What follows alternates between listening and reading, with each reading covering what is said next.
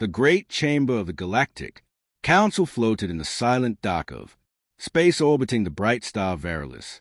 Its walls curved high above, shining, with polished crystal reflecting the light of dozens of banners from alien worlds. Ships from across the galaxy had docked at the station. Inside, voices in many tones and languages filled the air. The emergency meeting had been called. After a string of colony worlds went dark, no one knew for certain what had happened, but reports spoke of ships destroyed in minutes and entire cities erased without warning. This was the first time in years that so many important leaders had gathered in one place. Ambassador Elias Crane of Earth sat at the long crescent table among them. He wore a plain dark suit very different from the robes, shells, and armor of the others. To the older civilizations, humanity was still young, barely a century in spaceflight. They saw Earth as clever but small, still learning the ways of the galaxy. Elias listened quietly as the arguments began. A tall insectoid from the Cherok hive struck the table with a claw. We must increase military patrols along the border. Worlds, strength is the only answer. Across from him, a long-finned ambassador from the Toro Quill waters shook her head. And drain our fleets from our home systems. That will invite attack from others. We should retreat and protect our own worlds first. A four-eyed traitor from the MYR collective clicked in annoyance.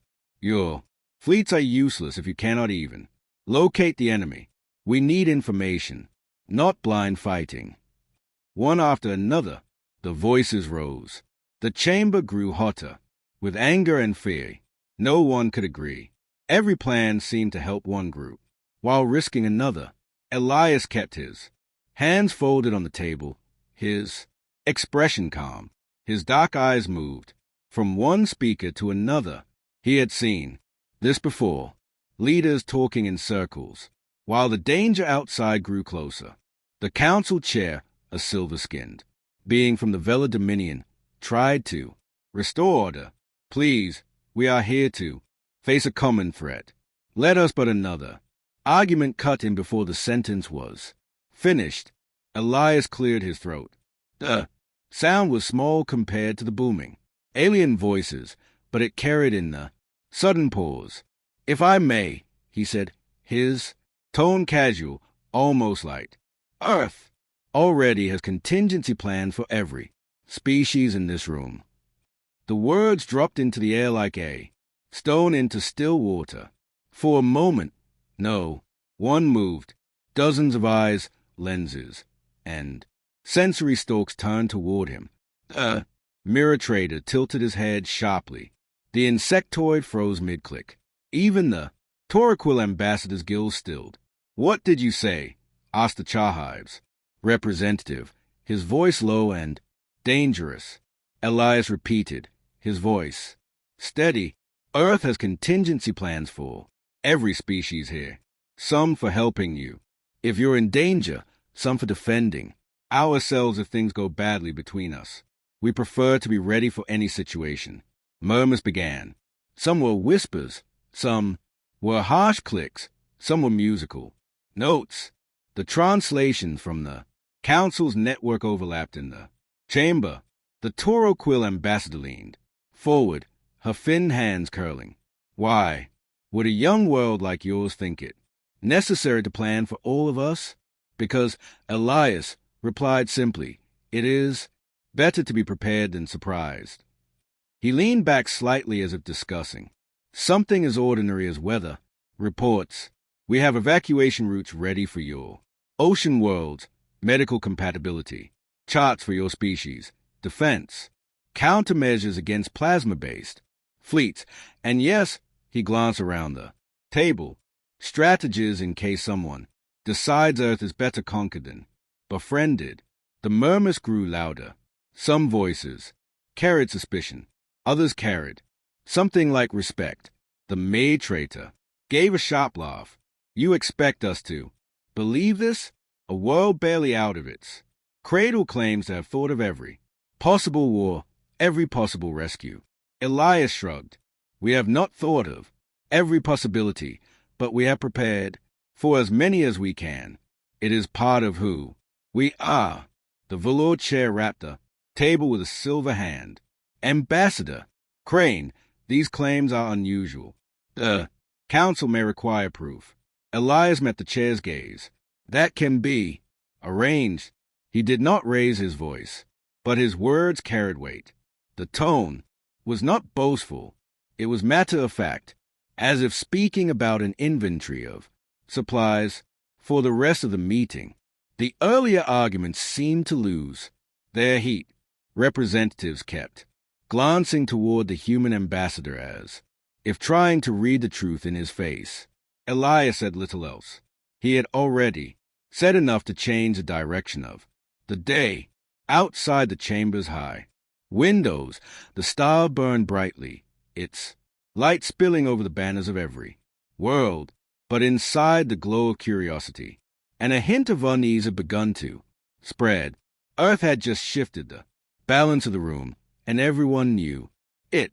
The silence in the chamber did not last long. A ripple of voices filled the air as ambassadors turned to their aides, speaking in quick, hushed tones. Some seemed curious, others alarmed. The hum of translation devices mixed with the faint rustle of ceremonial robes, the clicking of claws, and the soft hiss of respirators. The char hives insectoid ambassador. Carl stood up, his sharp legs tapping the floor in a slow, deliberate rhythm. Ambassador Crane, he said, you speak as if you have been preparing for war against us. His black eyes narrowed. Is that what humanity intends? Elias did not look shaken. He folded his hands on the table. No, we prepare for survival, not conquest. We plan for war because it would be foolish not to, but we also plan for peace, rescue, and alliance.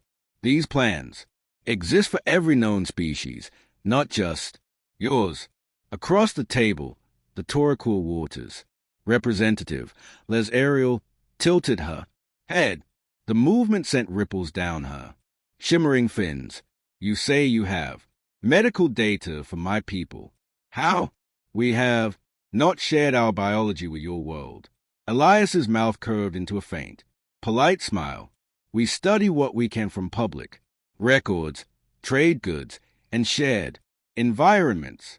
Sometimes we learn from observation during diplomatic visits. We do not steal.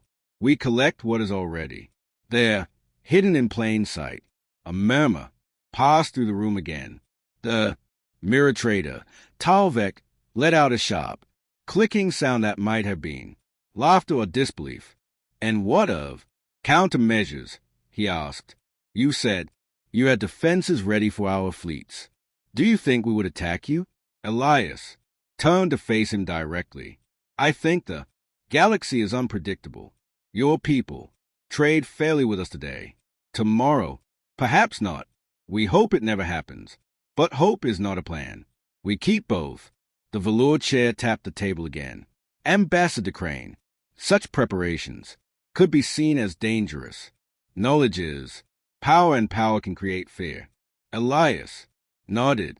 Yes, and fear can save lives when it makes others think twice before causing harm. Carl's claws clicked against the table. It sounds like a threat. Elias's gaze stayed steady. It is not a threat. It is a truth. Earth is small, but we do not intend to be helpless. The chamber grew tense. A few ambassadors whispered to their aides, sending quick data requests to verify Earth's claims. Others simply studied. Elias, as if trying to see past a calm face to whatever lay beneath. After a long moment, Laserial spoke again. If what you say is true, then you have been studying us since the day of our first meeting. Yes, Elias answered without hesitation. We study everyone we meet. We also study ourselves. We ask how others might defeat us so we can be ready to prevent it. Talvek gave a slow nod. That is not entirely foolish. Carl's eyes glinted. It is suspicious. A deep voice came from the far side of the chamber. It belonged to Von, the massive rock-skinned envoy of the Koran clans. You have the look of a small predator in a forest of giants. The giants laugh at you until the day they step on you and find their foot has been cut. Elias did not deny it. A fair image, he said. We learned long ago that being underestimated can be an advantage. We also learned that advantage does not last forever. The council chair leaned forward slightly. You have made the council uneasy. Ambassador, that is not always a bad thing. But if these contingency plans exist, then the question becomes, what do you want in return for sharing them? Elias shook his head. We are not here to sell them, at least not today. But if the current threat continues to spread, we may all need each other's plans. Earth's preparations may save lives, not just human lives. Laserial studied him in silence for a moment. If you can prove that you have such knowledge, then perhaps your words will carry weight. Until then, you are simply a human making bold claims. The Sherrick ambassador leaned closer. And if you cannot prove it, then the council may decide humanity is not to be trusted. Elias's voice remained calm. I understand, but I did not come here to seek your trust. I came here to face a danger that threatens all of us. The rest, your opinion of us, is secondary. That quiet statement stirred something in the room. Even those who doubted him could not deny the steady confidence in his tone. The chair finally raised a silver hand. Enough. The debate is noted. We will move forward with a discussion on the threat itself. Ambassador Crane, you may be asked to provide evidence of your claims before this meeting ends. Elias gave a single nod. Understood. As the other ambassadors returned to arguing about the mysterious enemy on the border worlds, the air in the chamber felt different.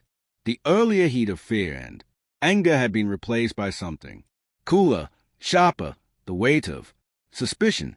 And in that quiet space, between suspicion and respect, Earth's name had settled firmly into the minds of every species present. The meeting recessed for a short break. Ambassadors left the main chamber to speak privately with their aides or step into quiet corners of the great hall. The air outside the chamber was cooler, carrying the faint scent of metal and ozone from the station's recycled atmosphere. Elias Crane walked calmly through the wide corridor lined with tall windows. Beyond the glass, the bright star, Varela's burned steadily, its light washing over the silver hulls of docked ships. Several ambassadors kept their eyes on him as he passed, whispering in low tones. He knew the whispers were about him. El Ariel of the Tokul waters approached. First, her robe shimmered like sunlight on water. You spoke with certainty in there, she said, her voice flowing like a slow current. If your words are true, you could show us this preparation. Elias studied her for a moment. If I show you, you will not be able to unsee it. Are you ready for that? Her eyes, a deep shade of green, narrowed slightly. I am ready for the truth. Carl, the Cherrick Hive ambassador, joined them without invitation, and so am I. If humans have been gathering knowledge on the Hive, I will know exactly what you think you know. Elias gave a small nod. Then follow me. They walked together to a quiet briefing room guarded by 2 station security drones. Inside, the walls were smooth and white, a round table at the center. Elias placed a small silver device on the table. This, he said, is a link to Earth's Universal Contingency Archives. It is heavily locked. What I show you now is only a fraction, a safe layer. The device lit up, projecting a smooth blue display in the air. Symbols, numbers, and rotating models of planets appeared. This database contains information on every known species, not secret stolen, but data pieced together from public sources, trade records, biological studies, and open encounters. We do not break trust to build this. We observe, he tapped the display, and a model of a Torquil city appeared. For example, your cities. Elias said to Lariel, we have evacuation paths mapped for every district. We know which high towers can shelter you from storms, and which food stores would last the longest. If cut off from the seas, Lariel's eyes widened slightly. You could help us if disaster struck. Yes, Elias said. Simply, he tapped again. A rotating image of a Sherritt battlecruiser filled the projection. And for you, Kurthal, we know the firing pattern of your plasma cannons. We also know the recharge times. We have ways to disrupt your targeting arrays without destroying your ships. Disable, not kill. Carl clicked his mandibles, but did not look away. You prepare for peace and war in equal measure. That is the only way to survive, Elias replied. More holograms appeared. Charts of atmospheric tolerances for the Cran clans, translation system for rare dialects, instruction for synthesizing safe food, 4 mere digestive systems. Every detail was neat and efficient, ready to be used, in crisis or in defense. Lariel spoke. Slowly, you have been building this for years. Decades, Elias corrected. Long before we joined the council, we began the moment. We stepped into space and learned we were not alone. Every meeting, every handshake, every trade. We studied not to harm, but to be ready. Carl's eyes glittered. This is dangerous knowledge. If it fell into the wrong hands, Elias cut in, his voice steady. It will not. The deeper archives are buried in vaults beneath Earth's surface, protected by layered encryption, and guarded by people who understand their importance. Even if the station were destroyed right now, the archives would remain. The room was quiet for a long moment. The 2 ambassadors studied him, their expressions unreadable. Finally, Lariel said, and what of this current threat? Do you have a plan for that as well? Elias's gaze sharpened. We have early models based on the reports from the border worlds. They are incomplete. The enemy is unlike any we have seen, but the framework is there. If the Council wishes, we can turn those models into an actionable defense. Carl tapped his claws against the table. And if the Council refuses? Elias's answer was calm but clear.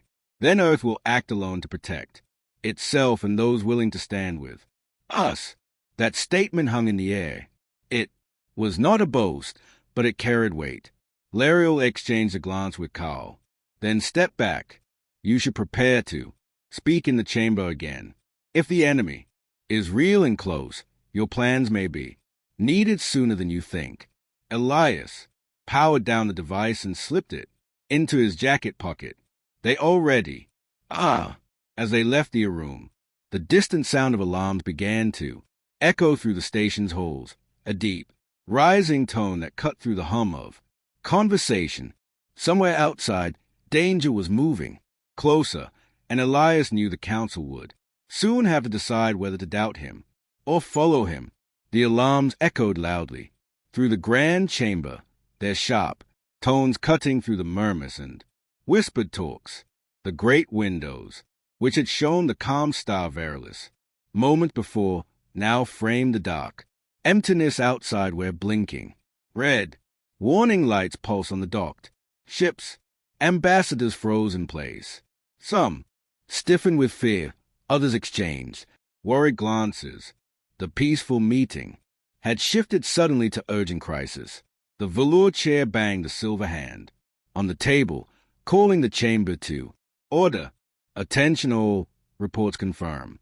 The unknown force attacking border Colonies is moving toward the Valley. System. Immediate defense preparations are required. Elias Crane rose from his seat. His calm voice cut through the tension. I have been studying this threat since reports first came in. Earth has already modeled its likely moves and weaknesses. I propose a coordinated defense plan using the unique strength of each species, represented here. Murmurs rippled through the room. Some ambassadors looked skeptical, others hopeful. The Cherokee Hive Cethol growled softly. You speak with confidence. If your plans are sound, then present them. Elias nodded. He stepped forward to the central display console with a few commands. The holographic table lit up with maps, symbols, and projected paths. This, he explained, is a path the enemy has taken. Based on recent data, we predict their next targets and possible attack patterns. The hologram showed a cluster of glowing red dots moving toward inhabited systems. Earth's strategy is to block and slow them at key points, using combined fleets to force the enemy into narrow corridors where their speed and power are less effective. Elias pointed to areas marked in blue and green on the map. Each species has strengths suited for different parts of this plan. The Tukil ambassador Lario leaned forward. Our aquatic fleets are fast but vulnerable in open space. Your plan uses their speed near the planets, atmospheres where maneuvering is easier. Exactly, Elias said. Your waterships will strike quickly from hidden positions. Meanwhile, the Chariot plasma cruisers can deliver heavy firepower in deep space. He looked at Carl. The plan maximizes your weapons recharge times to keep pressure on the enemy. Kurthel nodded slowly, his many eyes fixed on the display. The May collective translators and traders will manage communications and supply routes to keep our fleets coordinated. Elias turned toward Talvek, who clicked thoughtfully. And the Koran clans? The Veloce asked.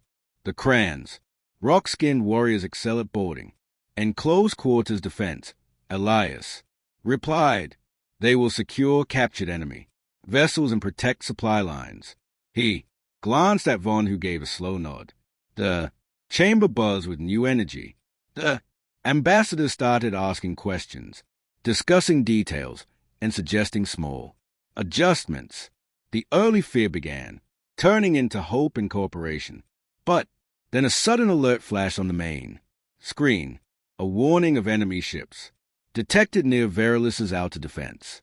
Ring, prepare for immediate engagement, ordered the chair. Elias's voice rose, calm but commanding. All fleets follow the coordinated plan. This is our chance to test the defense and protect the council worlds. Moments later, the chamber's transparent walls darkened as holographic views of the battle were projected. Fleets of diverse ships moved in swift practice formations. Earth's newest vessels worked in tandem with alien warships. The enemy ships, fast and aggressive, tried to break through, but found themselves funneled into tight zones where coordinated firepower was overwhelming. The battle was intense but controlled. Despite their differences, the council species fought side by side with one purpose. Minutes felt like hours.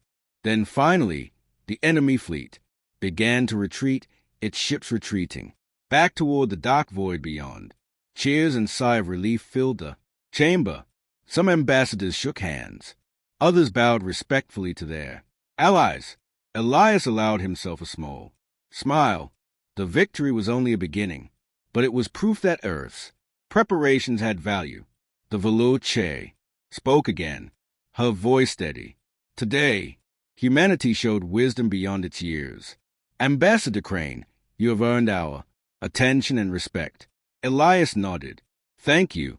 Earth's goal is simple: to survive and to help others survive with us. The galaxy is a dangerous place. Being prepared is not a threat. It is a necessity. The ambassadors looked at each other. new understanding growing in their eyes. The young species from Earth had changed. The Council's view of humanity forever. Outside, the star Verilus continued to shine, a beacon in the vast galaxy. Inside, alliances had shifted, and the future seemed brighter, but still uncertain. For Elias, Crane, and Earth, the journey had only just begun. The grand chamber of the Galactic Council was quieter now. The great crisis had passed, but its echoes lingered. The ambassadors sat in thoughtful silence, each considering the new reality Earth had brought to their midst. Ambassador Elias Crane stood at the center, calm and steady. His eyes scanned the room, seeing respect mixed with lingering doubt. The meeting was about to decide the future of Earth's place among the stars. The Velu Che spoke first, her silver skin gleaming.